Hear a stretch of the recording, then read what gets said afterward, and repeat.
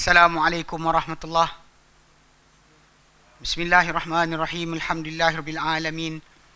Nahmaduhu wa nasta'inuhu wa nastaghfiruh. Wa na'udzu billahi min shururi anfusina wa min sayyiati a'malina. May yahdihillahu fala mudilla lahu wa may yudlilhu fala hadiya lahu. Asyhadu an la ilaha illallah wa asyhadu anna Muhammadan abduhu wa rasuluh. Allahumma salli ala Muhammad wa ala ali Muhammad kama sallaita ala Ibrahim wa ala ali Ibrahim wa barik ala Muhammad wa ala ali Muhammad kama barakta ala Ibrahim wa ala ali Ibrahim fil alamin innaka Hamidum Majid. Rabbi shrah li sadri wa yassir li amri wahlul 'uqdatam min lisani yafqahu qawli, amma ba'd. Alhamdulillah, kita bersyukur kepada Allah SWT kepada kita berkumpul lagi.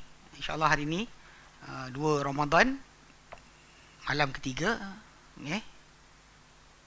Malam ketiga kan 2? Malam 3 kan? Alah, malam ketiga.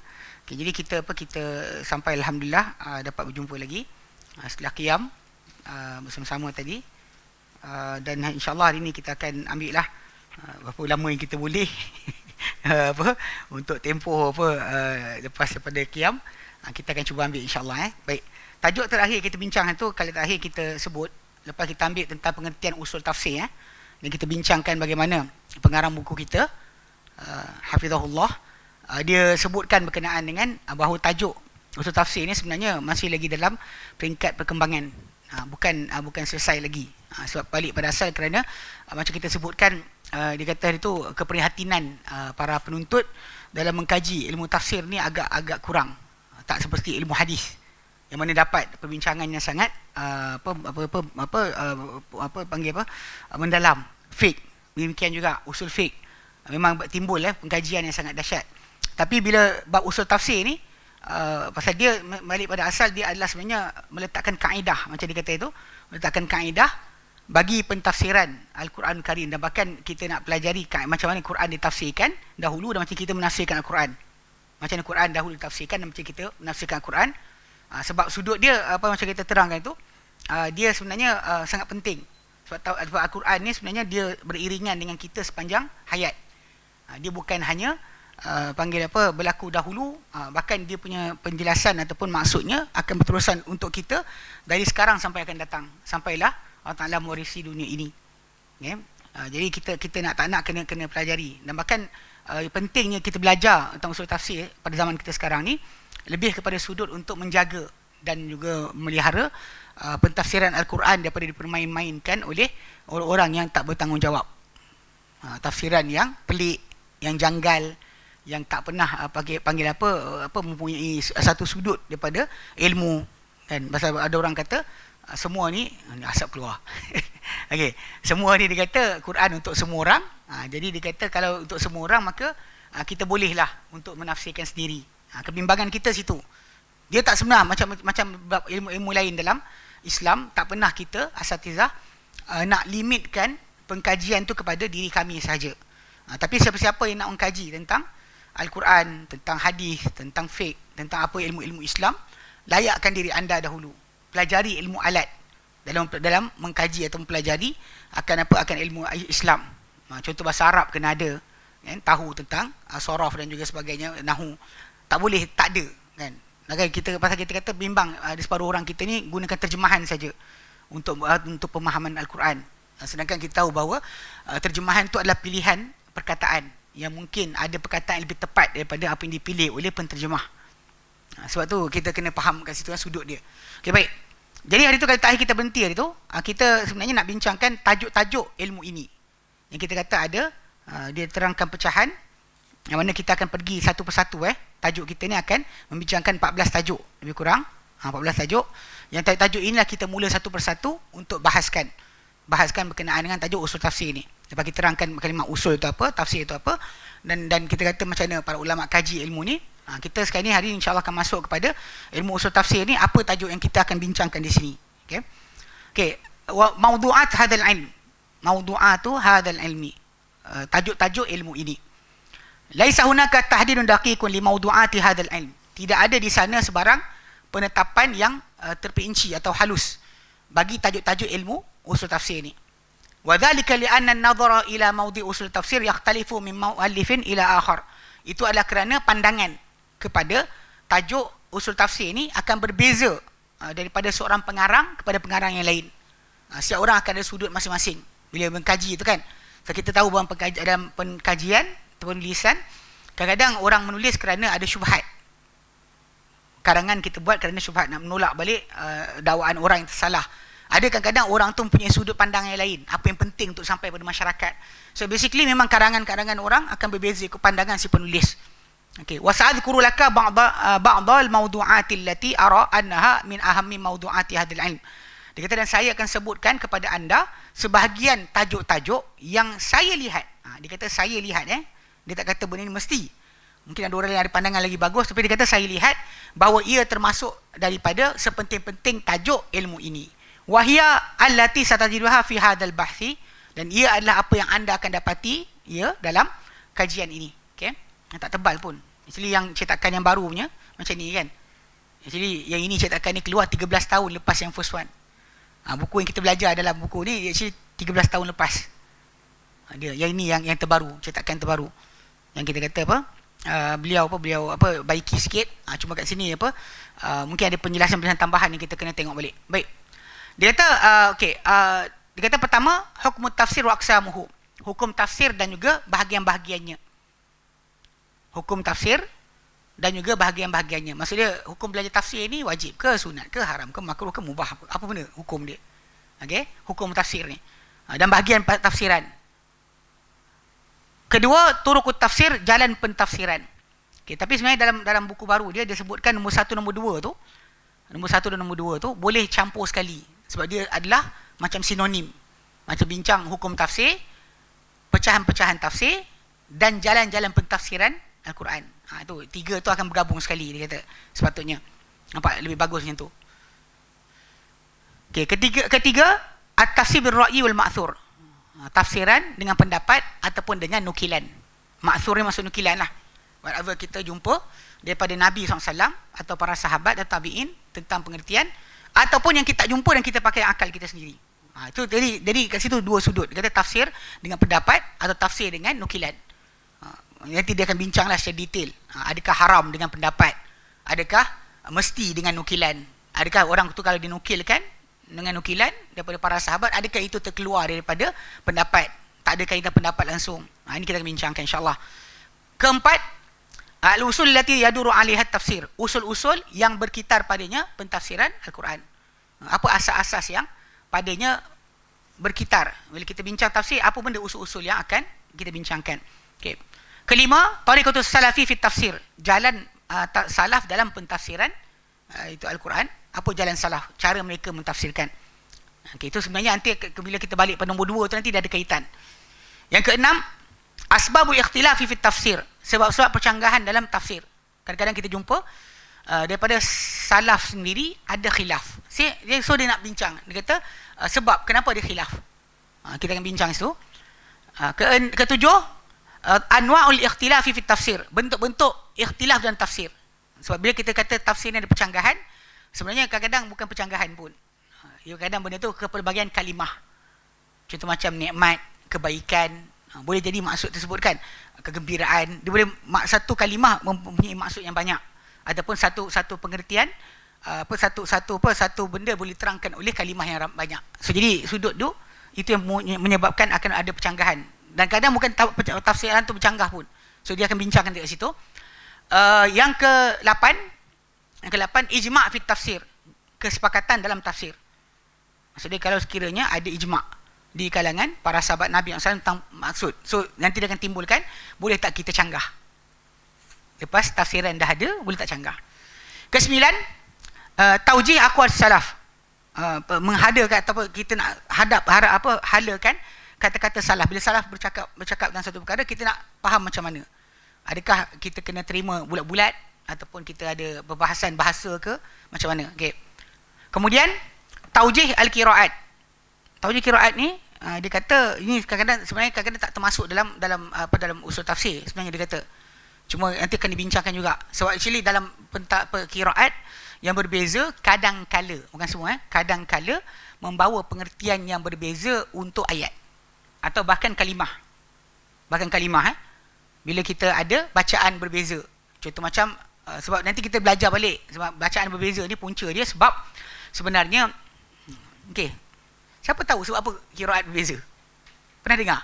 Kenapa bacaan Quran ni ada perbezaan? Okey, ni saya terangkan. Kalau ingat kan nak buat kuis tapi orang tak ramai, tak boleh buat ya. Nanti sekali saya buat. Bagi hadiah siapa jawab RM50. Okey. Okey betul lah. Okey ni. Siapa boleh jawab saya bagi RM50.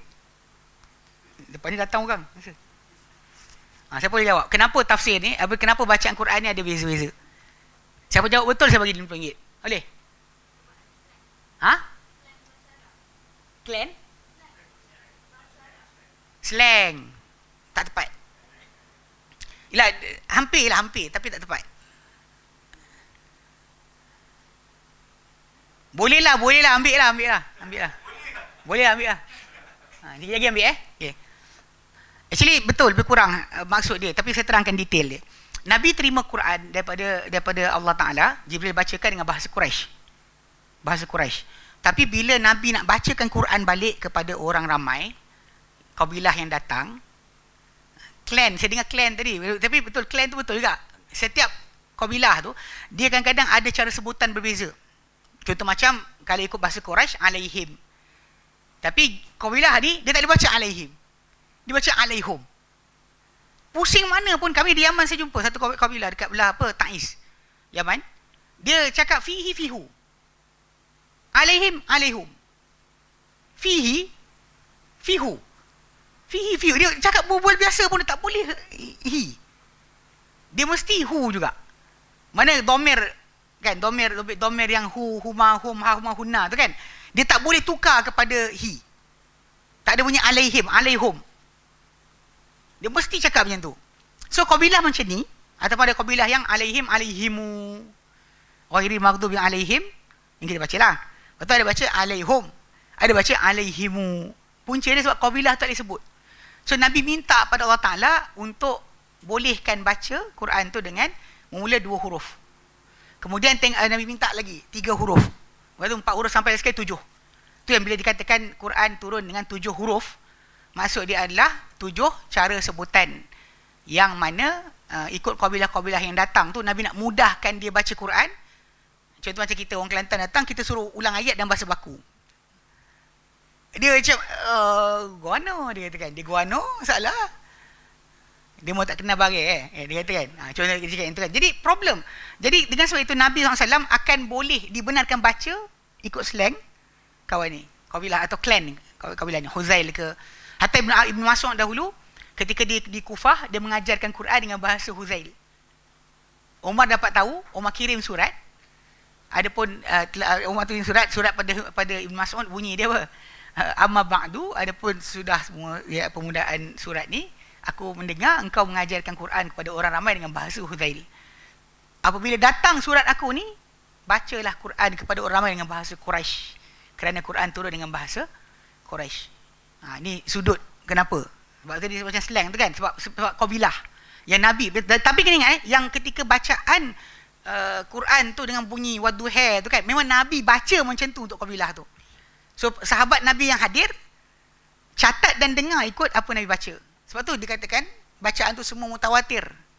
7 qiraat tu, cara bacaan tu semua mutawatir, Nabi pernah baca dan didengari oleh para sahabat ramai. Bukan kita punya bacaan saja. Okey, soalan kedua. Kenapa kita punya qiraat atau bacaan kita hafz daripada Asim menjadi paling terkenal sekarang? Kenapa bacaan yang kita baca sekarang ni, kan kita pergi Mekah pun baca macam tu, di Madinah pun baca macam tu. Dia bacaan kita baca sekarang ni, dia bacaan hafz daripada Asim, daripada Abi Najud, daripada Abu Abdurrahman As-Salmi. Jadi maksud dia bacaan ni, kenapa bacaan ni yang terkenal?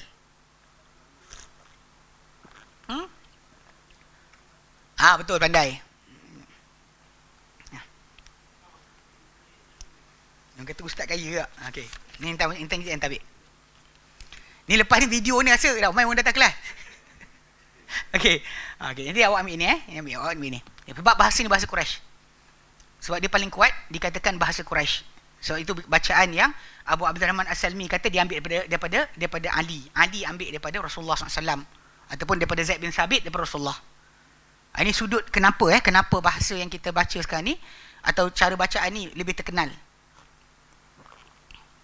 banding bacaan lain. Walaupun sebenarnya pasal balik pada asal setiap para sahabat Nabi SAW dahulu mereka tinggal tempat berasingan. So bacaan tu sampai kepada mereka ikut pada sahabat mana yang mengajarkan Quran. So ala kulli hal, jadi tapi kat sini kita kata memang bab qiraat kadang-kadang main peranan dalam masalah tafsiran. Pasal dia ada perbezaan bila lafaz berlainan, baris berlainan, boleh jadi akan mengubah maksud atau makna. So tafsiran boleh berbeza. Tu sudutlah satu sudut. Kemudian ke-11 asalibut tafsir, uslub-uslub tafsir, gaya-gaya pentafsiran. Ini kita akan bincangkan nanti insya-Allah. Kemudian kuliatul Quran nombor 12, kuliatul Quran mana tajuk menyuruh Al-Quran. Mana apa yang Al-Quran ada daripada tajuk menyuruh. Ini juga memberi kesan dalam tafsir, usul tafsir. Yang ke-13 qawaidul ammah fi tafsir, kaedah-kaedah umum dalam pentafsiran. Nanti ada yang diterangkan kita bincangkan. Dan ke-14 al-qawaidut tarjihiyah fi tafsir, kaedah-kaedah pentarjihan dalam tafsir. So bila kita jumpa ada khilaf, so kita nak menangkan pendapat mana satu, kita nak pakai kaedah apa. So itu yang kita insya-Allah akan bincangkan nanti satu persatu. So hari ini kita akan masuk yang pertama sekali, hukum tafsir dan juga bahagian-bahagian dia. Okey. Hukum tafsir wa aqsamuhu. Hukum tafsir dan juga pecahan-pecahannya. Okey, baik.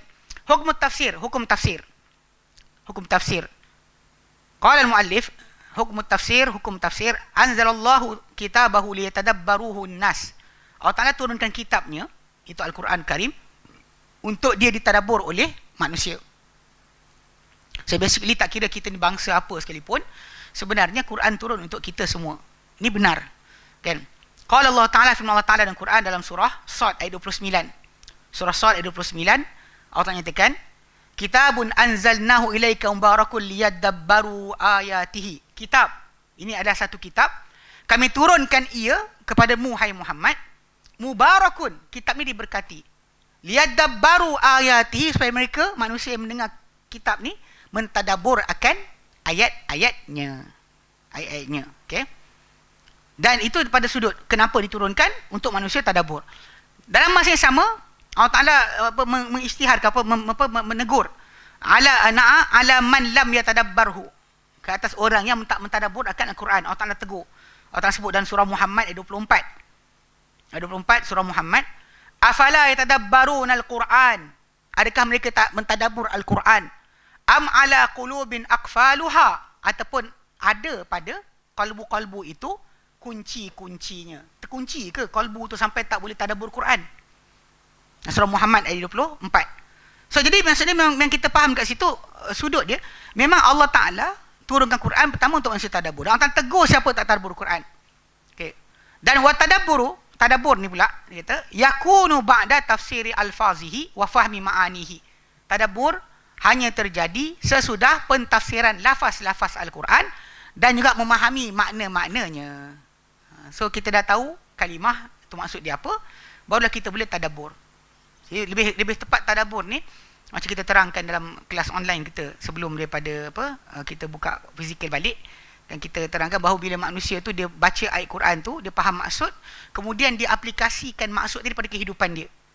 Macam kita terangkan dulu ayat surah Al-Baqarah 127. Kan?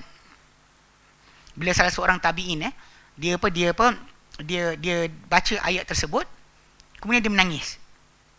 Dia baca dan menangis. So ayat tu bunyi dia, kalau kita dengar ayat tu bunyi, wa idh yarfa'u Ibrahimul qawa'ida minal baiti wa Ismailu rabbana taqabbal minna innaka antas samiul alim. Dan ingatlah tatkala mana mengangkat, membina, menaikkan Ibrahim binaan daripada Baitullah tu. Bait yang disuruh bina tu dia ditinggikan. Wa Ismail pun kerja dengan bapa dia buat bina Kaabah. Dalam tengah bina Kaabah tu, mereka berdua kata Rabbana taqabbal minna, wahai Tuhan kami, terimalah daripada kami, innaka antas samiul alim, engkau maha mendengar lagi maha mengetahui. Jadi tabi'in ni menangis kenapa? Dia tadabbur. Dia kata Ibrahim alaihissalam Kan? Dia menangis sebab apa? Ibrahim AS dan Ismail Nabi. Nabi, utusan Allah Ta'ala. Kedua mereka adalah utusan Allah Ta'ala. Bahkan Rasul. Allah Ta'ala sebut Ibrahim dan Ismail sebagai Rasul. Mereka bina Kaabah yang Allah Ta'ala perintahkan. Kaabah tu Allah Ta'ala perintahkan untuk bina. Tapi mereka berdua takut amalan mereka tak diterima. Mereka Nabi tau. Kalau kita kan dah suruh buat kan, saya buat lah. Dah tadi suruh kita buat, kita tak nak terima pula. Kan? Basically kita akan ada perangai macam tu. Perangai apa, dah kita buat orang tak terima, kita marah. Kan? Tadi awak suruh angkat, saya angkat ni. Baik, jadi kalau kita faham daripada ayat tersebut, dia beza. Jadi cara apa tabi'in ni dia faham. Dia faham ayat tersebut. Dia kata ayat ni sebenarnya macam ni, Ibrahim dan Ismail bina Kaabah, takut amalan mereka tak diterima. Kita ni yang bukan Nabi, kenapa tak takut amalan kita ditolak? Itu tadabbur. Itu faham konsep tadabbur. Maksudnya dia dah faham maksud ayat tadi, kalimah-kalimah yang ada, dan dia cuba apply kepada kehidupan dia. Maka perasaan hati dia. Tadabbur ni adalah benda amal hati, bukannya amal fizikal. Dia amal hati. Yang mana manusia tu nak fahamkan, nak tengok diri dia. Tambah bertakwa tak dengan baca ayat tersebut? Tambah iman tak bila dia tengok tentang kisah yang datang dalam Quran Karim? Itu tadabbur. So basically macam dikatakan oleh pengarang kita, tadabbur Allah Ta'ala perintahkan. Allah Ta'ala herdik siapa yang tak mentadabbur Quran. Tapi tadabbur hanya berlaku lepas tafsir lafaz-lafaz Al-Quran dan pemahaman makna dia. Dan faham makna, baru kita boleh tadabbur. Walidha fal muslimu ma'murun bihadzal fahmi wat tafsir. Kerana ini, okay, seseorang Islam kita diperintahkan dengan kefahaman ini dan tafsiran. Pasal bila Allah Ta'ala surah tadabbur, maksud dia awak kena faham dan juga tahu maksud kalimah tersebut.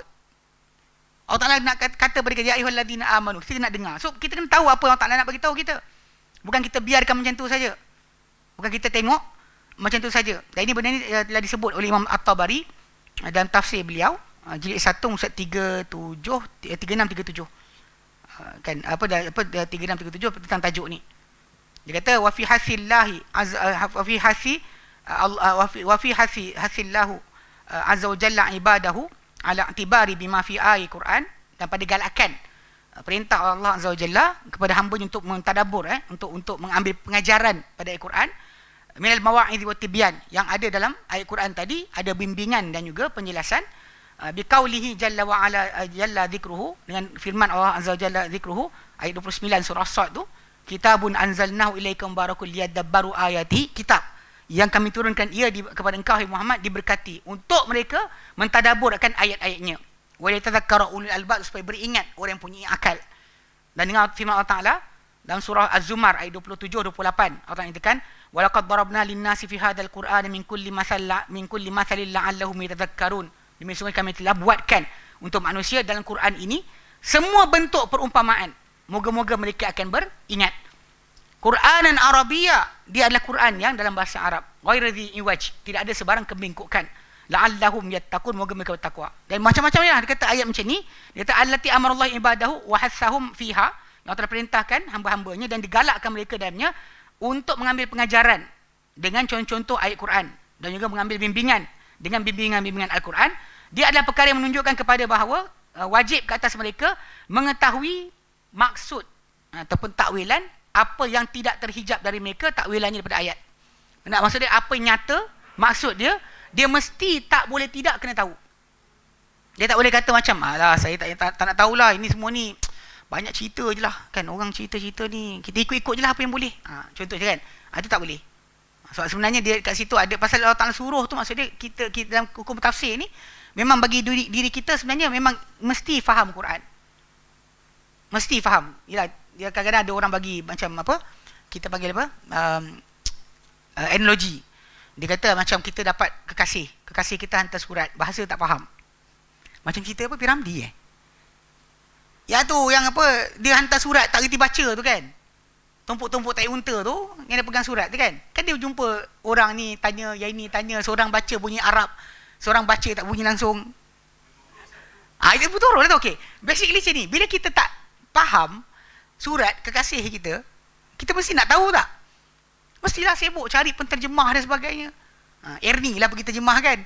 Sekali Ernie dah kan. Jadi Ernie terjemahkan. Apa benda yang diorang baca. Tak, kita nak faham kat sini bukan saya nak ambil suruh tengok movie. Tapi nak fahamkan macam itulah sepatutnya. Lebih dahsyat lagi kita bila terima Al-Quran ni salah daripada Tuhan kita, pencipta kita, menjadikan kita, yang beri kita nikmat sehari-harian, yang menjadikan kita berada dalam bulan Ramadan. So dia bagi pada kita risalah dan kita tak nak tahu apa benda risalah dia. Ni masalah lah. Basically ada kegagalan kat situ. Gagal kita dalam merealisasikan matlamat hidup kita. Sebab kita ada risalah dari Tuhan kita tapi kita tak nak tahu pun apa isi kandungan dia. Itu sangat salah. Betul ustaz ada kan? Tapi ustaz ni bukan hidup selama-lamanya. Untuk anda tanya mereka sepanjang waktu. Jadi erti kata lain, kena belajar juga, kena ambil perhatian. Banyak orang belajar bahasa untuk contohnya nak tingkatkan ekonomi hidup, belajar bahasa Inggeris dan sebagainya supaya boleh berdialog dan sebagainya, boleh tulis surat, boleh buat benda proposal untuk bisnes dan sebagainya. Semua sekali nak buat, tapi dalam masa sama untuk duniawi. Tapi untuk ukhrawi kita tak pernah kita cari bahasa yang patutnya membantu kita mendapatkan kefahaman lebih dalam mengikuti perintah Allah Ta'ala. Ni gagal sebenarnya. Okay. Dia kata, wa ta'alamu tafsiru wajibun alal ummati min haithul umum. Mempelajari tafsir ni adalah wajib ke atas umat Islam ni daripada keumuman. From general pengertian, memang semua wajib belajar. Maka fala yajuzu an takhluwa al ummatu min alimin bitafsiri.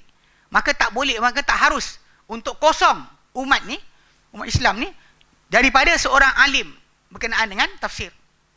Yu'allimul ummata ma'aniya kalami rabbihim, yang mengajarkan kepada umat pengertian kalam Tuhan mereka.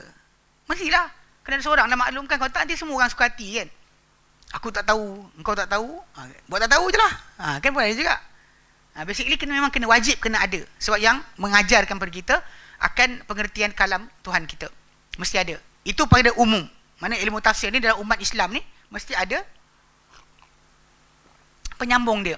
Kalau dulu asalnya Ibn Abbas kan, ataupun asal Zaid bin Thabit, kemudian Ibn Abbas hidup, orang kata Ibn Abbas, kemudian Ibn Abbas tak ada anak murid Ibn Abbas, seterusnya sampai zaman kita mesti ada. Tak boleh tidak, mesti ada kumpulan yang mengetahui tafsiran supaya menerangkan balik pada manusia apa kata-kata Tuhan mereka kepada mereka. Dia kata amal afradu, adapun individu-individu pula, hukum pelajari tafsir dalam individu pula, fa'ala kulli minhum wajibun minhu. Maka setiap seorang, atas setiap orang daripada kalangan individu masyarakat ni ada kewajipan daripada pembelajaran tafsir tadi. Dia ada sudut.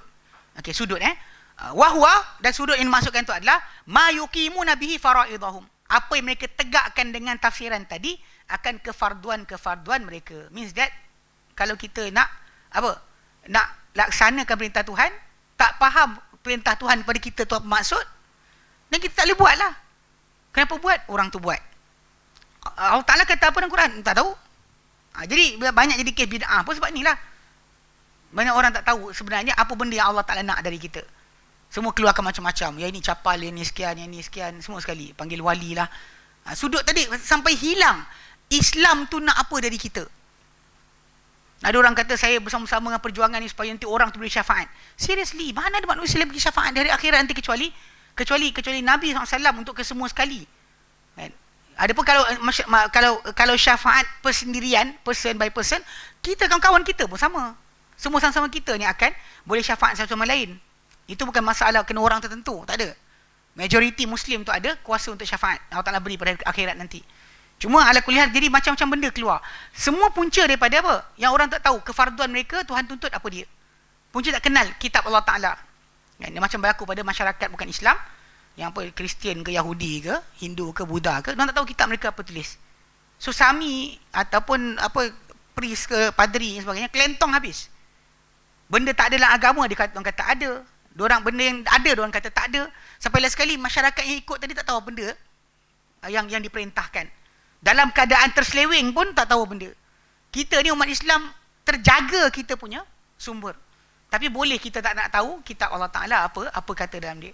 Apa yang dikatakan kepada kita. Ini salah besar lah. So, jadi sudut dia sekurang-kurang. Pertama, untuk apa mereka tegakkan dengannya, kefarduan mereka, apa benda Allah Ta'ala fardukan, dia kena follow. So, sudut itu dia kena tahu. Wa ya'rifuna bihi rabbahum, dan mereka kenal dengan tafsir tadi akan Tuhan mereka. Itu sudut besar lah. So, kalau kita sibuk beribadat tak kenal Tuhan pun masalah. Bahkan banyak orang zaman sekarang ni kadang-kadang belajar kenal Tuhan tapi tak pernah belajar kepada Quran. Dia cakap lah ilmu kita ni ilmu Quran dan hadis. Daripada mula cakap sampai habis tak ada sepatah hadis pun keluar. Satu ayat Quran pun tak ada. Kita tengok macam biar benar pak cik ni kan. Dia cakap pejam mata. Orang kata tunggu ilham kan. Payah juga. Kita tengoklah depan kita orang muka apa pening ke, tak pening ke. Kalau kita nampak pening kita berhenti awal. Kalau tidak kan kita tengok cakap seorang biarlah. Macam dalam ni dalam mengajar internet. Kita tertidur tau. Bukannya orang tidur. Bismillah. Sebab sudut dia masalah attention tadi tak ada. So dua sudut Maksud dia tafsir ni kalau pada individu berdasar kepada kadar mana dia akan kenal Tuhan, kadar mana dia akan laksanakan perintah Tuhan. Itu wajib dipelajari. Tanggungjawab dia. Kalau untuk wanita bab jihad tak payah belajarlah. Kan untuk lelaki bab haid bab berkenaan iddah tu dia kena tahu jugalah. Walaupun dia bukan wanita. Sudut dia supaya tak ada berlaku sebarang kesilapan dalam melaksanakan perintah Tuhan atau melanggar larangan Tuhan. In the end dilanggar larangan Tuhan sebab tak pernah belajar apa yang Allah Ta'ala perintahkan dalam Quran. Sangat bahaya Baik. Wal Ibn Abbasin dari Ibn Abbas radhiyallahu anhu. Dia ada pembahagian. Taqsimun li tafsir. Ibn Abbas ada pembahagian untuk tafsir. Wa yumkinu min khilali hadha taqsim dan boleh melalui pembahagian ini ma'rifatu ma yajibu ala afradil ummati. Untuk kita ketahui apakah wajib ke atas individu-individu umat ini. Sebenarnya Ibn Abbas dia pernah terangkan. Bila orang kata tafsir-tafsir ni apa, maka Ibn Abbas pernah bahagikan tafsir ni kepada 4 bahagian. Tafsiran Quran ada 4 bahagian dia kata. Macam dia pembahagian aqsamut tafsir, pembahagian tafsir. Okey, li tafsiri aqsamun iddah. Untuk tafsir ni ada pembahagian yang banyak. Wa kullu qismin mabniun ala i'tibarin. Dan setiap bahagian tu pecahan tu berdasar kepada sudut ambil kira. Mana ambil kira sudut apa? Ambil kira sudut apa? Maksud dia tafsir ini bahagian ni berdasarkan apa? Okey, dia kata yakun hadza i'tibar bin nadhari ila jihati min jihatil tafsir. Dan pengambil kiraan ni dengan memandang kepada satu sudut pada sudut-sudut pentafsiran. Jadi wa yumkinu taqsimu hadhihi i'tibarat ila ma yali. Ni apa Ibn Abbas terangkan dia kata dan boleh untuk kita bahagikan ikut pada pengambil kiraan tersebut kepada apa berikut. Pertama bi'atibari ma'rifatin nasi ilah. Dengan ambil kira pengetahuan manusia terhadapnya. Yang ini ada nanti pembahagian yang Ibn Abbas radhiyallahu anhu buatkan. Yang mana apa yang sepatutnya kita panggil apa? Manusia ni faham tentang tafsir ni ikut pada siapa manusia tersebut. Siapa manusia berkenaan. Kedua bi'atibari tariqul wusul ilaih. Kedua dengan ambil kira jalan sampai kepadanya. Macam mana kita sampai pada tafsiran tersebut? Ya Ibn Abbas ni pecahan tu nombor 1 yang kita akan bincang nanti. Sekejap lagi. Okay, ketiga dengan bi'atibar asalibihi, uslub. Gaya kita tafsir tu gaya apa? Gaya apa? Kita pergi detail kepada setiap kalimah ke atau kita cuma ambil apa perbahasan pendapat para ulama ke? Macam mana? Itu uslub, itu gaya. Keempat bi'atibar tijahatil mufassirin, mengambil kira arah tuju ahli tafsir tu. Dia ni seorang yang sufi ke? Dia seorang ahli sunnah ke, dia seorang salafi ke, dia tafsir dia akan pecahan dia akan pecah kat situ. So dia kata kita ambil satu persatu Dia kata hadhi ba'dul i'tibarat. Ini adalah sebahagian pengambil kiraan. Wa hunaka i'tibaratun ukhra yumkinu taqsim tafsir 'alaiha. Dia kata dan di sana ada pengambil kiraan yang lain yang mungkin dibahagi tafsir di atasnya. Kal lafzi dia kata seperti lafaz. Wal makna. Tafsir dengan lafaz dan juga makna. Okay. Yang akan datang sayati wal-i'tibar zamani atau makani berdasar pada masa dan tempat dan selainnya lah. Tafsiran itu berdasar pada masa, ada berdasar pada tempat, ada berdasar pada sekian. Jadi sudut tadi banyak, tapi yang kita ambil sekarang ni yang kepada yang paling besar. Okay. Awalan, yang pertama bi'atibari ma'rifatin nasilah, dengan mengambil kiraan pengetahuan manusia terhadap tafsir itu sendiri. Pengambil kiraan manusia itu punya pengetahuan tentang tafsir. Ya, inilah pembahagian yang diletakkan oleh Ibn Abbas. Qasama habrul ummati, telah membahagikan pendeta umat ini, siapa? Ibn Abbas radhiyallahu anhu, at-tafsira akan tafsir. Dia telah bahagikan tafsir. Wa ja'alahu arba'a aujuhin, dan dia jadikan tafsir tu kepada 4 sudut, 4 arah. Ini apa yang disebut oleh Ibn Abbas yang ini pertama ni. Pertama, wajhun ta'arrafahul arabu min kalamihim. Satu sudut yang mengetahui orang Arab, mengetahuinya tafsir ini orang Arab daripada kata-kata mereka. from their own words, orang Arab akan faham. Tak perlu pening kepala. Arab dengar, dia faham terus. Satu tafsiran yang semua orang Arab kan akan mengetahuinya. Melalui kata-kata mereka, bahasa mereka, bahasa Arab. Kemudian isnain wa tafsirun la ya'dzuru ahadun bi jahlih. Kemudian kedua, tafsiran yang tak ada keuzuran, tiada alasan untuk sesiapa tidak mengetahuinya. Kalau siapa-siapa kata tak tahu dan sebagainya, memang dia gila. Ini nanti kita bincangkan satu persatu. Ni dia alhamdulillah cara dia pecahkan balik, dia bagi tahu detail setiap satu perkara. Okey. Kemudian ketiga, tafsir yang alamuhu al-ulama. Tafsiran yang diketahui oleh para ulama. Orang awam tak tahu, ulama tahu. Okay. Yang keempat, tafsirun la yang alamuhu illallah. Yang keempat adalah tafsiran yang tak diketahui kecuali oleh Allah Ta'ala sahaja. Wa man idda'a ilmuhu faqad kadzdzaba. Okay. Dia kata tafsiran yang tidak mengetahuinya kecuali Allah. Wa man idda'a ilmuhu faqad kadziba. Barang siapa yang mendakwa pengetahuan tentang tafsiran ini, maka dia telah berbohong, berdusta. So dia empat. So dia pergi satu persatu. First kali yang Ibn Abbas kata adalah tafsiran yang diketahui dia oleh orang Arab berdasar kata-kata mereka. Okey, wa tafsil hadhil aujuh, perincian bagi bentuk-bentuk ini, dia kata al-wajhul awwal, bentuk yang pertama, ta'rifuhul arabu, apa yang diketahui ia oleh orang Arab, min kalamihim, dari kata-kata mereka. Yashmulu hadzal qism alfazul Quran. Dia kata dan merangkumi bahagian pertama ni adalah lafaz-lafaz Quran, wa asalibuhu fil khitab, gaya dalam ucapannya, ucapan Quran dalam gaya dia. Wa dzalika, dan itu adalah li'annahu, sungguhnya nazala bi lughatihim, Quran ni turun dengan bahasa mereka. Wa ala tariqatihim fil kalam, dan cara mereka dalam berkata-kata. So lafaz dan juga gaya, normally orang Arab akan direct faham, tak ada siapa tak tahu. Okay. Dia kata wahadil alfaz wal asalib, lafaz-lafaz ini dan juga wahadil alfazu wal asalibu, lafaz-lafaz ini dan juga uslub-uslub ini ma'lumatun ladaihim ghairu khafiyatin. Dia kata diketahui di sisi mereka, tidak tersembunyi. Wa in kana qad yakhfa ala afradin minhum syai'un minha, sekalipun mungkin akan tersembunyi pada, kadang-kadang tersembunyi pada individu-individu tertentu di kalangan mereka daripada tafsiran ini. Okey. Kenapa boleh tak tahu? Dia Arab. Tapi sebenarnya pasal apa? Pasal guna ke tidak? Qabilah dia pakai ke tidak? So Umar bin Khattab pernah sekali atas mimbar, dia tengah baca-baca khutbah, kemudian dia tengah bercakap dia sampaikan khutbah, tak sebut baca sebab dia tak ada teks. Okey, dia sampai khutbah, kemudian ketika dibaca surah Abasa, kemudian dia sampai kepada wa faqihatan wa abba, dia macam startle. Abba tu apa? Faqihah tahu. Faqihah tahu. Tapi bila sampai Abba, dia tak tahu Abba tu apa. Lepas tu dia duduk diam lama sekejap kan, dia fikir Abba tu apa. Lepas tu dia kata ini takalluf, dia tinggalkan. Tapi bila kita tengok balik, ada sebahagian para sahabat faham. Abba tu pokok-pokok renek, pokok-pokok yang menjadi rumput ragut kepada binatang. Dan actually di Yaman ada tempat nama Ib. Dia double letter tu kan, huruf hamzah ba. Maksud dia tempat menghijau. Padang menghijau. So di Yaman pakai. Tapi orang Mekah mana ada tempat diorang macam tu. So the word is rarely used.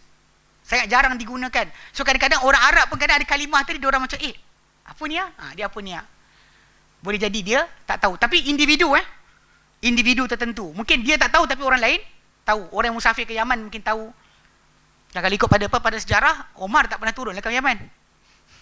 Ikut pada sejarah kan. Kalau dia, kecuali dia pergi perdagangan ke Yaman mungkin ada. Tapi kalau dia kata ikut pada zaman Nabi hidup, ketika Nabi berdakwah sebagainya, dia tak turun ke Yaman. Dia bukan di antara orang yang dihantar ke Yaman. So barangkali kalimah tadi tak pakai. So faham So jadi bahasa lafaz-lafaz dan juga gaya. Okey. Yang mana yang kita kadang-kadang barangkali boleh tersembunyi pada individu tertentu di kalangan mereka sesuatu dari banyak, bukan semua sesuatu. Wa dzalika li gharabatiha ala masma'ihi. Itu adalah kerana apa? Kerana pelik atau jarangnya ia kalimah tadi pada pendengaran orang Arab berkenaan. Sahabat itu sendiri kadang-kadang. Ataupun li adami i'tiyadihi 'alaiha fi lughati qaumihi, ataupun kerana tak terbiasanya dia pada bahasa kaum dia sendiri. Pun ia juga. Dia tak biasa gunakan sebagainya, boleh jadi.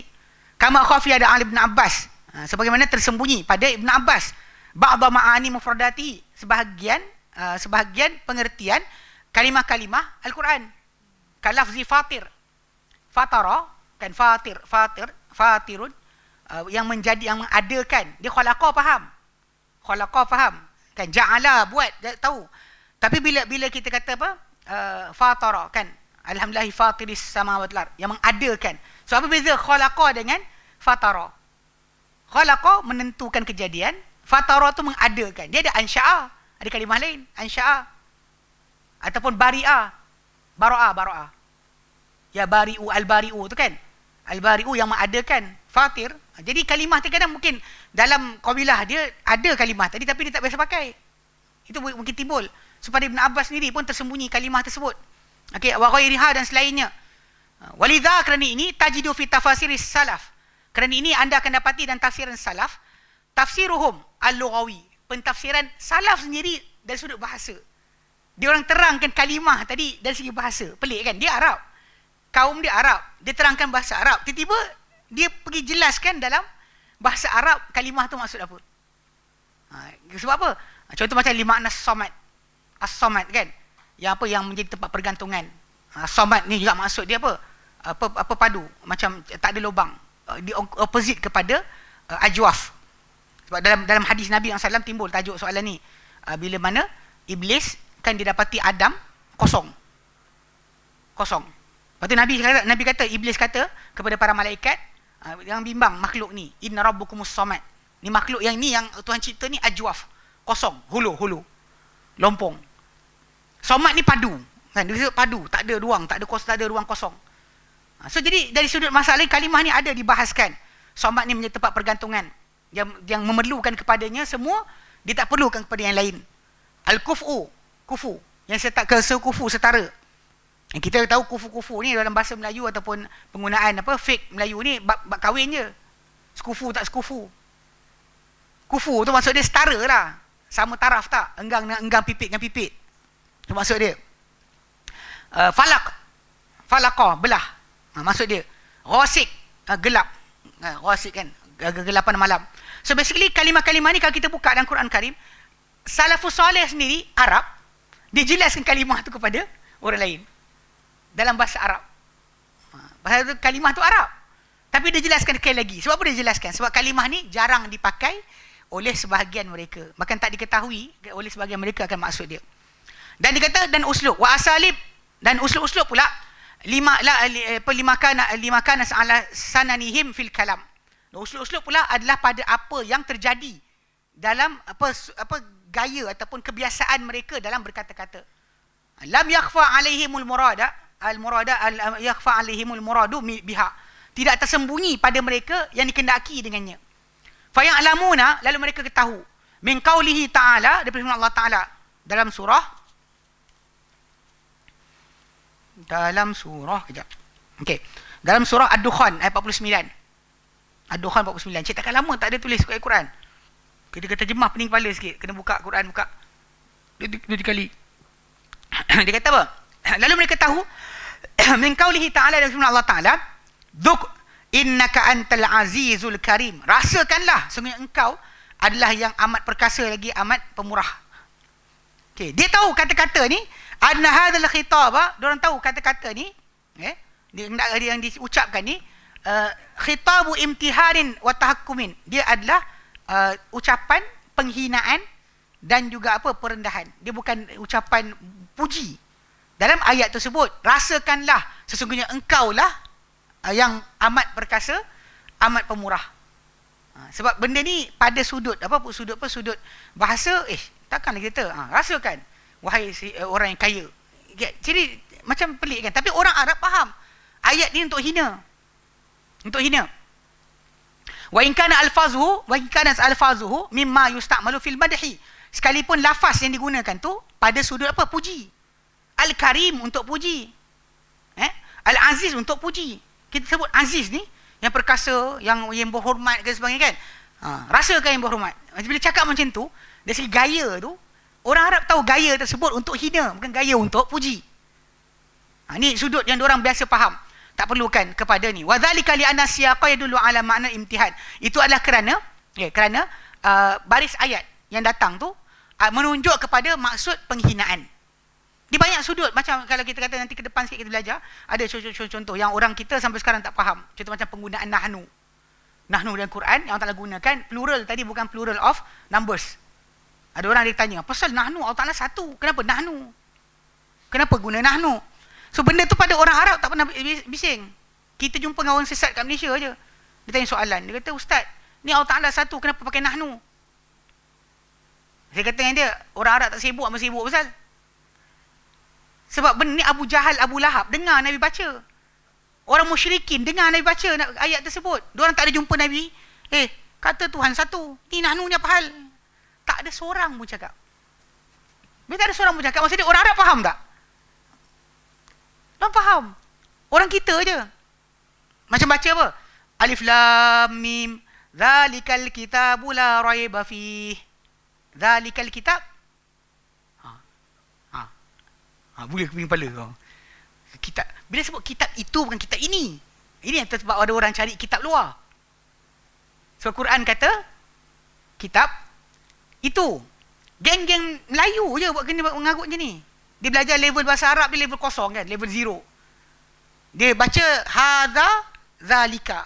Hadza zalika. Bila hadza inilah. Kan bila sebut lelaki ini, bukan lelaki itu, betul? Bila sebut zalikar rajul, boleh tak tunjuk macam ni?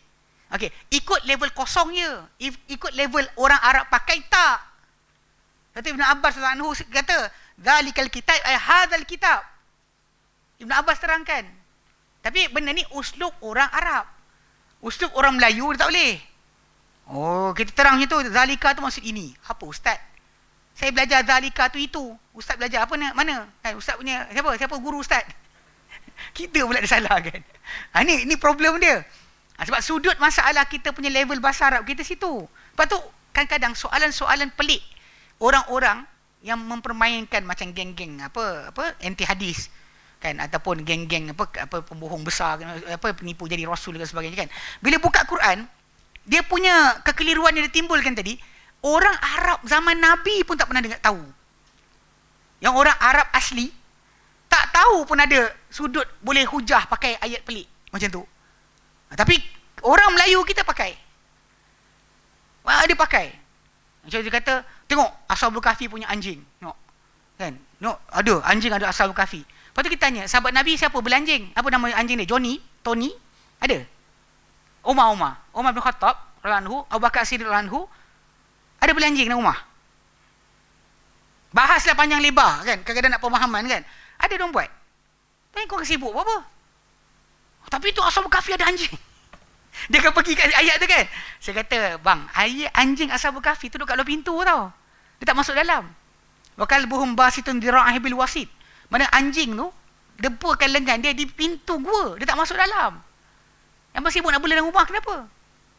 Kau tak boleh bela ni anjing Ashabul Kahfi ada. Nampak? Dia still kan jadikan kekeliruan. Orang Arab tak pernah bising pun. Para sahabat tak pernah pening kepala. Macam kata Rasulullah, ni tak boleh bela anjing kat rumah nanti hilang pahala. Ni Ashabul Kahfi bela ni apa cerita? Faham tak? Sudut-sudut macam ni sebenarnya uslub orang Arab, diorang settle. Daripada start baca Al-Quran tu, settle. Musyrikin pun tak bising. Ahli kitab pun tak bising. Yahudi pun tak pakai. Datang Melayu gunakan ayat-ayat tadi, dia pakai, dia bantai. Jumpa sini, kelirukan sini. Ini cerita kelakar dia. Nanti ke depan-depan sikit dia jumpa. Tapi ni nak fahamkan macam uslub tadi kan. Tak ada seorang pun di kalangan mereka ni tak faham. Okay. So dia kata, yang macam ni hukum dia. Okay. Okay. Wahadal wajhu, dan bentuk macam ni, bentuk yang pertama ni yang orang Arab faham daripada kata-kata mereka, hadal wajhu min furudil kifayati. Bentuk ini dia termasuk daripada fardu kifayah. Id la yajibu ala kulli muslimin ma'rifatu jami'il ma'ani lughawiyah. Kerana tidak wajib ke atas setiap muslim mengetahui semua pengertian-pengertian bahasa. Wa asali bil kalamiyah, dan usul-uslub kata-kata, berkata percakapan al-waridati fil Quran, yang datang dalam Quran. Tak wajib. Unless ada kekeliruan tadilah. Kita terpaksa jelaskan balik. Kita terang menilai, dia kata, kenapa nahnu? Kau orang Arab tak sibuk, abang sibuk apa? Kan, musyrikin tak pernah pakai, tiba-tiba abang sibuk. Kalau patut bising, musyrikin bising dulu. Barulah kita faham, ni kekeliruan Quran. Ni sekarang diorang tak keliru, kita keliru. Dia kata waqad yartaqi ila wajib. Namun begitu ini boleh jadi wajib. Okey. Ila wajib idza tawaqqafa amalul wajibi ala hadhil ma'rifati. Apabila terhenti amalan yang wajib di atas pengetahuan ini. Maksudnya pengetahuan tentang maksud yang orang Arab faham tadi, kalau perlu kepada macam kisahlah masalah penggunaan zalika kepada hadza zalika, kita kena tahu macam tu supaya hentikan syubhat yang timbul daripada orang yang sesat. Yes, kita kena belajar. Jika tidak, kita pun akan tenganga. Betul juga kan, Quran kata zalika, dia tak kata hadza. So maksudnya Quran tunjuk pada kitab lain. So soalan, kitab tu kat mana? Dia cari kitab, serius. Ada kumpulan Quran datang, dia kata cari kitab luar. Sebab apa cari kitab luar? Tengok Quran kata apa. Zalika, Syekh. Entah main-main ke? Zalika, Quran kata zalika, Quran tak kata hadza. Kalau Quran kata zalal kitab, kitab ini. La raiba fi. Quran kata zalika al-kitab, kitab itu. So, Quran betul ke awak betul? Ini sudut ni awak kena belajar lah. Sampai peringkat grammar yang fahamkan supaya tidak ada kekeliruan lagi timbul di situ. Okey. Wajhu tsani, bentuk kedua. Bentuk kedua, ini tak panjang dia kata wajhu tsani ma la ya'dhuru ahadun bi jahlihi. Apa yang tak ada alasan untuk sesiapa tak mengetahuinya. Nobody have the right to not know. Tak boleh tak tahu. Wa hadha yashmulul amra bil faraidi. Dan ini merangkumi perintah berkenaan kefarduan. Wa nahyi anil maharimi, dan juga larangan daripada perkara haram. Wa usulil akhlaqi wal aqaidi, usul-usul bagi akhlak dan akidah. Ini wajib tahu. Tak ada siapa boleh kata saya Muslim saya tak tahu. Mesti tahu. Fa qauluhu, contoh firman Allah Taala. Firman Allah Taala dalam surah Al-Baqarah ayat 110, wa aqimus salata wa atuz zakah. Wa atuz zakah. Dirikanlah solat dan apa? Berikanlah zakat. Okay. Dan firman Allah Taala dan surah Al-Imran ayat 97, walillahi 'alan nasi hajjul baiti man istata'a ilaihi sabila. Dan kepada Allah Taala wajib kata manusia menuju bait, tunaikan haji di Baitullah, siapa-siapa mampu kepadanya sebarang jalan. Surah Al-Imran 97. Dan Allah nyatakan ayat yang kita sekarang tengah lalui, surah Al-Baqarah 183, ya ayyuhalladzina amanu kutiba alaikumusiyam, difardu ke atas kamu berpuasa, kama kutiba alal ladzina min qablikum, macam fardu ke atas orang sebelum kamu. Maka ini la ya'dzuru li ahadun, tak ada keuzuran sesiapa pun bijahlihi, tak mengetahuinya. Mislu hadhil khitabat wa huwa yaqra'ul Quran. Seumpama ucapan-ucapan ini ketika dibaca Quran mesti dia kena tahu. Tak boleh dikatakan macam ya ke ada, mana tak jumpa pun. Sebab saya pernah jumpa orang tak tahu bahawa wuduk dalam Quran. Saya jumpa orang yang dia baik, hidupkan surau kan, dia ambil pesanan pak cik dia. Pak cik dia ingatkan jangan ikut Wahabi, tapi ceritakan kakak dia sembang saya sekali. Dia dekat satu tempat quarters nurse, dia hidupkan surau, kemudian dia minta saya bagi ceramah. Itu ceramah lah. On the way balik dia nak hantar saya dekat Sungai Tua. Dia sembang saya waktu tengah dekat dalam kedai. Dia kata, ustaz, kenapa ulama kita suka buat benda Nabi tak ajar, benda Quran tak suruh, Nabi tak ajar? Saya angguk lah, apa benda contoh dia? Nak tahu juga kan contoh dia apa? Ialah contoh macam wuduk, mana dalam Quran, dalam hadis? Saya tahu apa? Tak ada dalam Quran, dia kata. Saya pun ambil Quran, saya ada Quran kecil, saya buka Quran saya buka surah Maidah ayat ke-6, saya pegang, abang ikut follow. Saya baca, saya terjemahkan.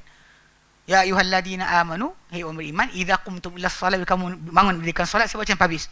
Faghsilu wujuhakum, basuhlah wajah kamu sampai habis ayat tu. Habis saya terjemahkan, dia dengar, ada rupanya.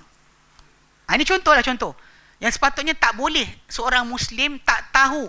Bagi perkara-perkara wajib tadi, mana datang dalil dia? Dia kena tahu. Tak boleh tak tahu. Dan tak boleh ada pula pada dia terjemahan lain.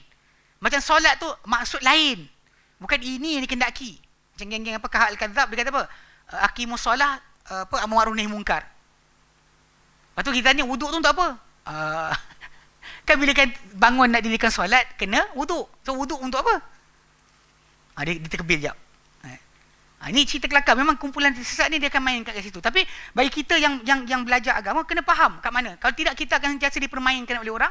Benda ada dalam Quran, dalam hadis, kita tak tahu ada pun. Terutama dalam Quran, perintah-perintah dalam Quran. Okay. Yang tak boleh siapa, kita kena baca Quran, tak boleh dia tak tahu. Wa kadza yadkhulu fihi ma jaa min amri bisidqi. Demikian juga masuk dalam tajuk ni, dalam bahagian tafsir ini adalah apa yang datang daripada perintah untuk berlaku benar. Berlaku benar. Wal amanati. Macam contoh macam ayat pertama surah Al-Maidah. Surah Maidah. Ya ayyuhallazina amanu aufu bil uqud. Hei orang beriman, setialah kamu dengan akad-akad. Mana perjanjian, kamu ada perjanjian dengan orang, setialah kamu dengan perjanjian tersebut. Perniagaan ke, nikah kahwin ke, sewa beli ke, kena setia. So kita kena tahulah kalimah tadi. Kalau tak tahu, dan kita akan lepas macam tu je. Sedangkan Allah Ta'ala perintah kita berlaku benar. Berlaku benar. Dan amanah, wa nahyi anil kadhibi wal khiyanati, dan larangan daripada berbohong dan juga mengkhianat. Wa ni ityanul fawahish, demikian juga daripada yang datang tentang larangan mendatangi perkara keji. Zina, kan, liwat dan sebagainya. Kena tahulah. Bila Allah Ta'ala perintahkan supaya tundukkan pandangan. Bukan suruh tunduk pandangan kerana ke atas ada UV sinaran ultraviolet tinggi sangat supaya mata tak rosak. Tapi suruh tunduk pandangan supaya jangan pandang yang haram. Kan, ghaddul basar, kan. Yaghuddu min absarihim. Dalam surah An-Nur ayat 31 30. 30 untuk lelaki, 31 untuk perempuan. So basically dah ada datang dekat situ perintah, sepatutnya kita fahamlah. Jangan macam boleh lagi was-was. Betul ke tak boleh campur lagi perempuan ni? Tengok pun tak boleh, pegang lagi tak boleh lah. Yang ada perangai kan. Ya, Quran kata jangan tengok, tak kata jangan pegang. Kan kata bongok kan marah, kan? Kan Quran kata jangan pegang, jangan tengok. Kalau tengok tak boleh, pegang lagi lah tak boleh, takkan tak faham. Kan? Dia pelik, dia boleh kata macam Quran tak pada larang pun bersalaman dengan wanita. Astaghfirullahalazim, kan. Ngau tengok pun salah, tenung salah. Jadi betul wanita kan, dia kata muka dan tapak tangan. Tapi bukan maksud dia kalau muka dia ada lagi tenung hasil halal. Tenung apa tu? Tengok je kan, luar pun. Haram lah. Astaghfirullahalazim, kan. Ni masalah. Okay, jadi sudut dia bila tengok tak boleh, pegang lagi lah. Jangan. Ini ada pula idea kata Quran cuma kata jangan tengok je. Ini saya pegang. Faham tak? Ini sudut-sudut yang patut tak boleh tidak kita kena faham. Al-Quran tutup jalan ke perkara keji, kan. La taqrabuz zina, yang dekat jangan hampiri zina. Datang dia kata, saya tak berzina, saya senyum-senyum je. Saya hantar teks je. Saya hadir sekian-sekian je, tanya khabar je, dah makan ke belum. Ni semua ni adalah masalah bila orang tak faham larangan Allah Ta'ala tu maksud dia apa. Dia tak ada rasa panggil apa, menjauhi akan perkara keji tu, macam mana cara dia. Wa ghairi hadhihi min al-awamir wan nawahi, dan selain daripada ini, daripada perintah-perintah dan larangan-larangan al-muta'alliqati bil akhlaq, yang berkaitan dengan akhlak. Tak boleh kita tak tahu. Wa yadkhulu, dan masuk juga fihi, pada tafsiran yang wajib kita tahu, tak boleh tak tahu, ma ta'allaqu bil aqaidi, apa berkaitan dengan akidah. Tak boleh tak tahu. Macam contoh firman Allah Ta'ala dalam surah Muhammad ayat 19, fa'lam annahu la ilaha illallah. Ketahuilah tiada Tuhan melainkan Allah. Ini tak boleh tak tahu. Kena faham maksud dia. Okey, syarat-syarat dia. Ini kata la ilallah, tapi pergi kat capal cium. Kenapa? Kata pegang capal nanti anak beranak senanglah. Capal ni ada khasiat. Tu pelik juga kan, macam mana orang tak faham. Dia tak boleh faham maksud la ilaha illallah tadi. Kan sering sebut macam yang kata apa, boleh minta pada wali dan sebagainya, kan. Seru wali. Belajar tiap-tiap hari kita seru, 17 kali kita seru. Iyyaka na'budu wa iyyaka nasta'in. Tiap-tiap hari sebut tapi tak pernah faham. Ibadah tu apa? Dia mana kalau susah tu nak kena bunuh, seru apa? Benda tak nama, bakhtiar benda tak. Apa tak nama? Ilmu mulkan apa tak? Saya tak faham betul. Kan? Ada sebenarnya kes-kes siapa belajar tarekat. Memang biasa orang buat. Ya Jailani. Kalau kat Yaman, Ya Ibnu Ulwan. Nak tenggelam, Ya Ibnu Ulwan, Ya Ibnu Ulwan. Ya Jailani. Saya ingatkan buat lawak. Kan orang kata, kalau kau nak susah, sebut nama kau 3 kali. Itu ajaran daripada tarekat. Sebenarnya. Sebut nama 3 kali wali itu nanti kita ditolong. Jangan sebut Allah. Macam mana boleh ada lagi masuk? Wallahu alam, kan. Tapi balik pada asal, ini sudut pasal tak faham la ilallah tadi dah. Okey, pasal Allah kata fa'lam annahu la ilallah. Dan juga firman Allah Taala dalam surah Al-Anbiya 25. Wa ma arsalna min qablika min rasulin. Kami tak utuskan Muhammad sebelum kau sebarang rasul illa nuhi ilaihi, kecuali kami wahyukan kepada mereka, kepada rasul-rasul berkenaan, annahu la ilaha illa ana. Oh, tak ada ilah kecuali aku, itu Allah. Fa'budun, abdikanlah diri kepadaku. Ini wajib faham. Tafsiran dia mesti diketahui, tak boleh tidak. Sebab andai kata anda tak tahu apa itu tauhid, apa itu pengabdian diri kepada Allah Ta'ala, tauhid ibadah tak tahu, nescaya anda akan boleh masuk neraka. Serius, direct. So kalau setakat kata kenal Allah Ta'ala, iblis kenal Allah. Kenal Allah Ta'ala Tuhan. Saya ada dialog dengan ada hamba Allah Ta'ala. Dan sekarang dia mengajuk, marah dengan saya, tak nak sembang. Perempuan bukan, lelaki. Orang lelaki. Okay, jadi dia pasal saya tegur-tegur dia, Dia tak boleh terima teguran saya. Saya kata jangan fikir macam ni. Dia kata macam mana tak boleh, aku bijak, I'm smart. Kita macam nak tenyih kepala kan, orang cakap I'm smart tu kan. Saya nak pergi bijak je. Ya, kau tak tahu bahasa Arab pun kan. Jadi bila kita guide, fahamkanlah kan, bila kita halakan jangan macam ni. Macam bila kata saya rasa banyak saya dosa, saya tak, dia taubat lah. Kau nak gimana? Kalau I do many things kan, banyak salah, dan taubat lah. Kau nak cari apa lagi? Bila kita guide dia ke situ kan, dia kata kita macam impose kepada dia doktrin. Mana saya dengan doktrin dia kepada ni untuk jangan benarkan dia berfikir lebih panjang-panjang cerita. Betul lah pun. So dia kata I'm monotheism. Dia kata aku percaya Tuhan tu satu. Saya kata dengan dia percaya Tuhan tu satu tak cukup. Sebab kena abdikan diri hanya pada Tuhan. Kalau kau setakat percaya Tuhan tu satu, kau tak lepas lagi. Sebab Iblis pun percaya Tuhan tu satu. Iblis tak pernah sekutukan Allah Ta'ala Tapi bab yang Iblis gagal apa? Apa dia gagal? Patuh kepada perintah Allah Ta'ala. Itu yang dia gagal. Bila Allah Ta'ala kata usjudu li Adam, dia tak nak sujud. Itu je basic dia. Bab berkenaan percaya Allah Ta'ala Tuhan satu benda. Kita ni kepatuhan kepada Allah Ta'ala. Macam mana? So jadi kan banyak orang kadang-kadang dia tak faham bab ni. Macam terutama orang Malaysia kita yang masih lagi ada soalan-soalan seperti tak puasa, tak solat tapi puasa terima tak? Mana ada Muslim tanpa solat? There's no such thing Muslim tanpa solat. Tak pernah wujud istilah tersebut. Hanya orang Malaysia saja ada istilah berkenaan. Yang murjiah dipanggil. Yang masih buat benda berkenaan tapi tak nak dihukum. Dia kata don't judge. Don't judge me. Kita geram mendengar kan. Kan dia buat benda kan, macam benda tu busuk. Busuklah kalau tahi kan. Takkan kata macam tahi ni wangi. Takkan buat macam tu. If the thing is really dirty, kita kata dirty lah. Takkan macam you are not dirty. Maybe you dirty from the other side, you are clean. Apa benda Sevil?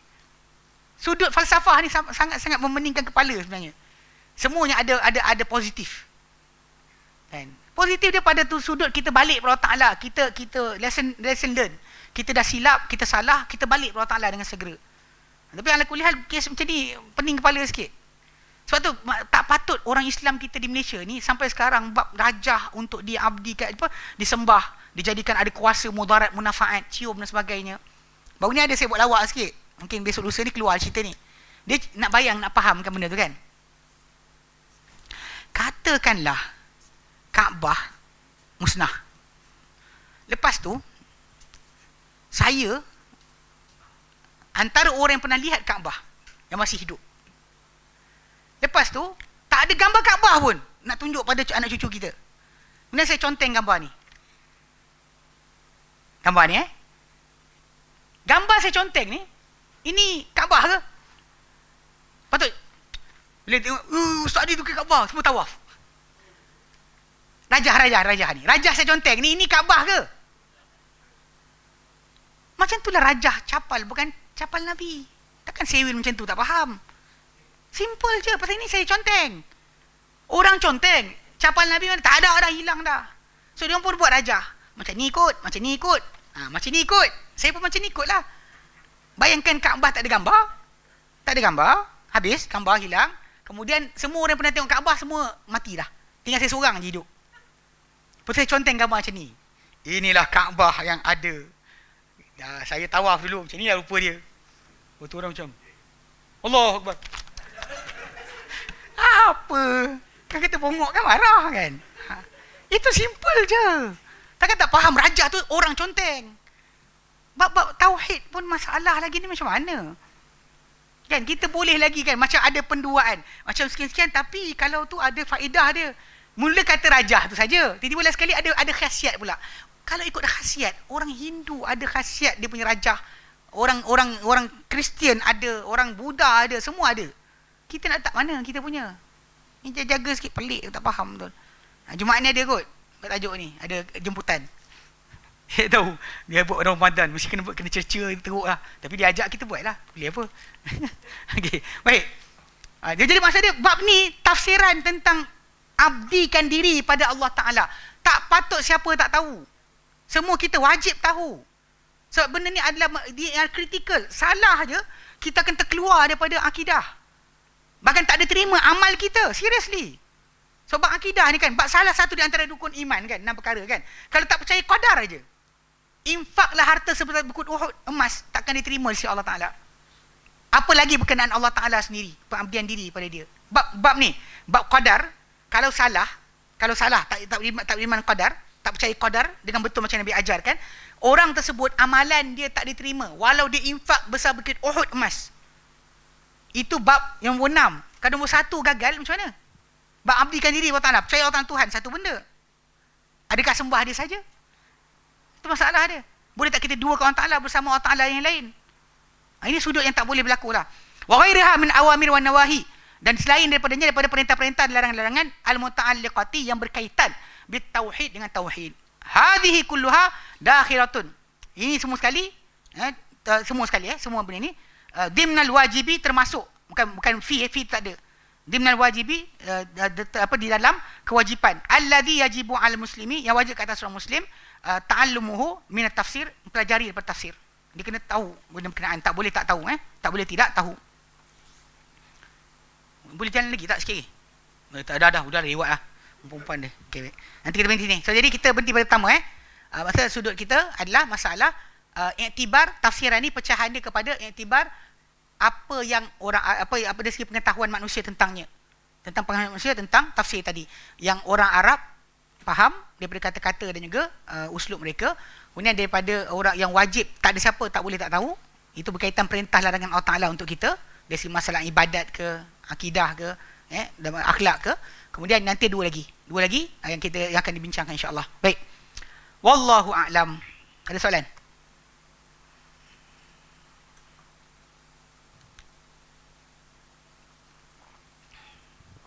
Tak ada Ya, ada balik dah. Kata soalan kan banyak je cerita. Sekarang kita insya-Allah kita akan sambung lagi. Cuma nanti kalau sempat lah, saya kena tengok ikut buku ni balik. Sebab terjemahan yang saya buat dulu, sekejap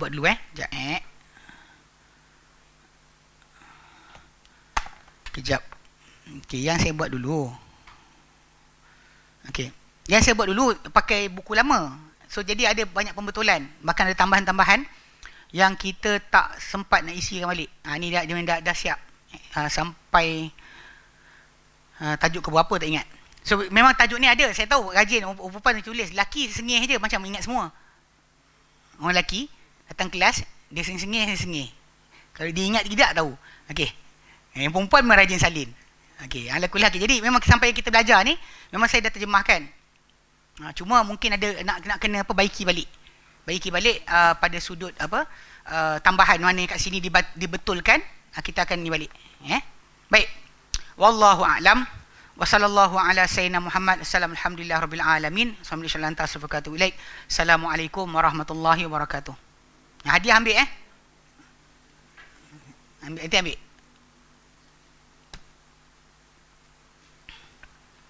Yang buat macam tu lah, nak panggil ramai kan. Kita buat kuis.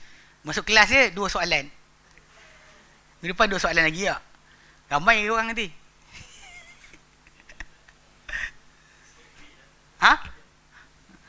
Siap duit je lah betul. Siapa nak sentuh Haji Aswad? Tak, siapa tengok seorang punya perempuan punya, seorang dia punya.